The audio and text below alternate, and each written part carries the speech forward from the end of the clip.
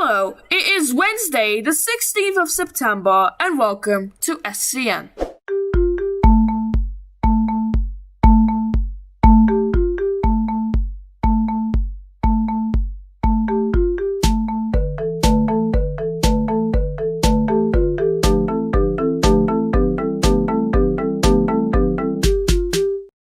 Today, we will look in order from present to past. Here's the headlines. The new TurboStar for Airlink and Connect. Taking a deeper look with the signaling system with Bantech. New Bowden station. And secret station upgrade. Our first headline is the new... Oh my god, it's Tyler! Hello. Hello, welcome to SCN. Our first headline is the new trains. These new trains are the TurboStars. They will be refurbished for Connect and Airlink. It's so detailed. The curves, the display boards, the work is filled with effort. I can also tell with the interior too. The Airlink one has the new livery with the Class 802, which eventually it will be the same for the old trains on this operator. I love how this is set in a secret place with a secret test center. This location is very secret. So secret that I can't say what is wrong with me. Overall, it's a 10 out of 10 for me. Now here's the new signaling system we are going to talk about. I am not going to talk about that much in the headline, but we have Bantech explaining us what's changing. His video is going to be shortened to make this simplified by me. Let's roll it. Keep in mind this is 8 minutes long, so apologies. So there are a number of different factors that kind of fed into us creating this new system.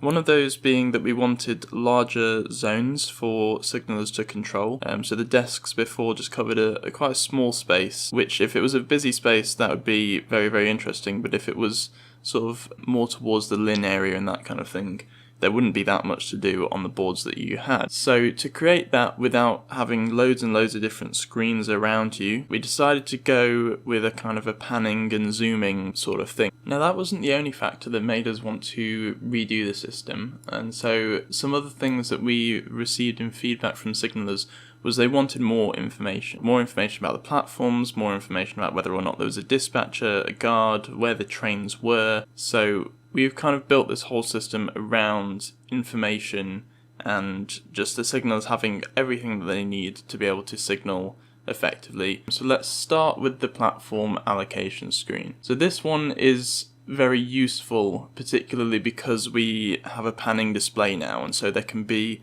quite a few stations that are not on your screen.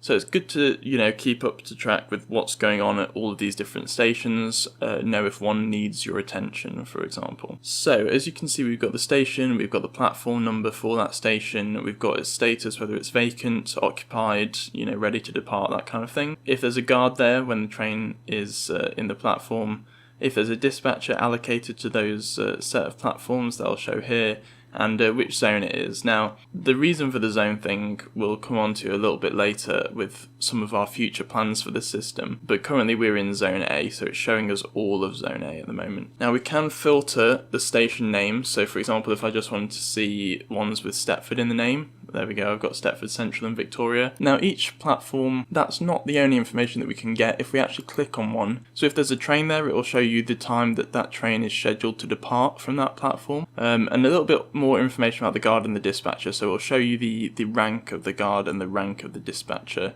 And then we've got these two different options for looking at the camera and looking at where it is on the network. To this next screen, which is the main network screen. And so here you've got different platforms, you've got the signals as well. You can see we get pop-ups for various different things that we click on, and you'll also see the head code of trains based on where they are, which signal they're waiting for around the place. So if you click on the platform, it'll tell you driver only operation. That'll change to dispatcher active if there's a dispatcher there, if there's a guard as well, and if there's both. And again, the option to look at the camera. Same with the signals, but here we've got very similar to the old display where you've got the danger, caution and proceed options, and for a shunt signal just the danger and proceed. It'll tell you what kind of signal it is as well, which is quite useful. And if we click on these 3 dots, it opens up this side panel visualization of what the signal looks like. So if I click on one of the double yellows, for example, you can see that's what the driver would kind of see in terms of the signal. The shunt ones, obviously we've had to kind of represent them a little bit differently, just because we couldn't really fit the shunt kind of shape in there.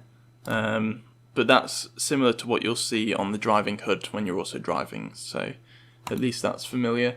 Then we'll show what trains are perhaps waiting at that signal. So if there's a train that is waiting to pass the signal, perhaps it's danger or perhaps it's just on approach to the signal. It'll tell you a little bit of information about the train. It also shows you the trains that are currently in the block, but you can potentially have more than one train in a block, which sounds strange. So this signal here, C059.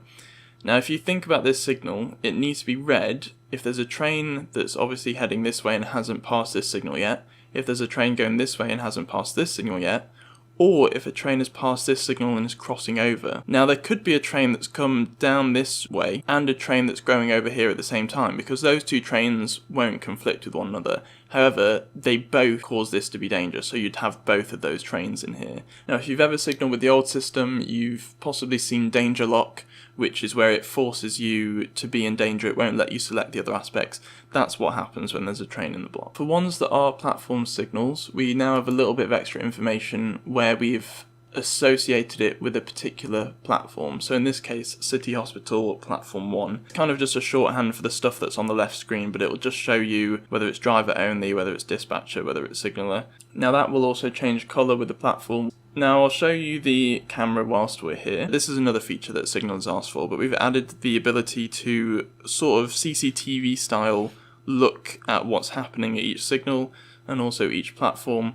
And so if I click that, we go into this kind of CCTV mode where we've got quite a wide field of view. We've got this kind of old style CRT screen kind of vibe going on, and you can also rotate it so that here we're looking back, kind of what the signal is seeing, I suppose, and here we're seeing if we were a train approaching the signal, what we might see. And that's useful for debug if you think there's something wrong with the system, but also it's useful if you just want to see what's going on. Now when they're ready to depart, you can see it's flashing yellow here. It's flashing yellow over on the full train list as well.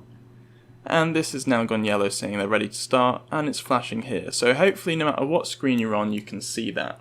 Now if they're off screen, you can see that a 1 has appeared in that corner. And if I zoom in so it's more directly below us, now if we wait a bit too long, you can see it's now flashing red. And that means that they are waiting quite a while now. Now you can see the head code change to yellow along with the train list.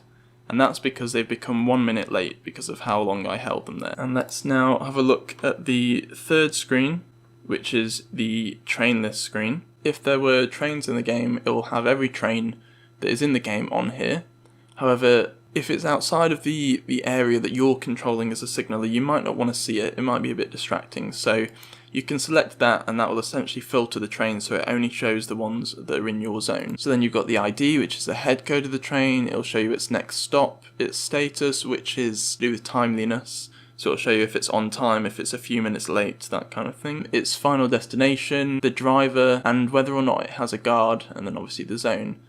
Similar to the platform one, you can click on these and it'll show you more information. So I thought it'd be interesting to show you kind of the panning and the zooming. So we're making sure that this is going to be compatible for mobile and gamepad as well, sort of like Xbox controls. Whether or not you'd want to signal on Xbox itself is a different question because you can't actually chat on Xbox, but if you, for example, plugged an Xbox controller into your computer, you'll be able to use that. Now I've not set up all the signals for this part, obviously I've only set it up to Stepford Central just while we're still testing, but you can see this kind of blue outline around here. Now that is your signalling zone. And I think we'll add some sort of more indicators to show you which side of that line is your zone, because obviously if you're quite zoomed in, for example, it's not necessarily obvious which side is your particular zone. Now signals outside of your zone, you'll be able to see what they currently are in terms of their aspect and things like that. It will show a label that says out of zone. And finally the main control is obviously just this X button here, which then just takes you back out of the desk and resets it all. You can't see the screen when you're not sat down, and we don't think it's necessary to run all of that programming on everyone's machines. So one of the things that we're looking at creating, and that is quite easy to create with the system that I've made, is to potentially have tablets or little computer stations where you can simply see the entire network. You can't control any of it, but you can see the entire network.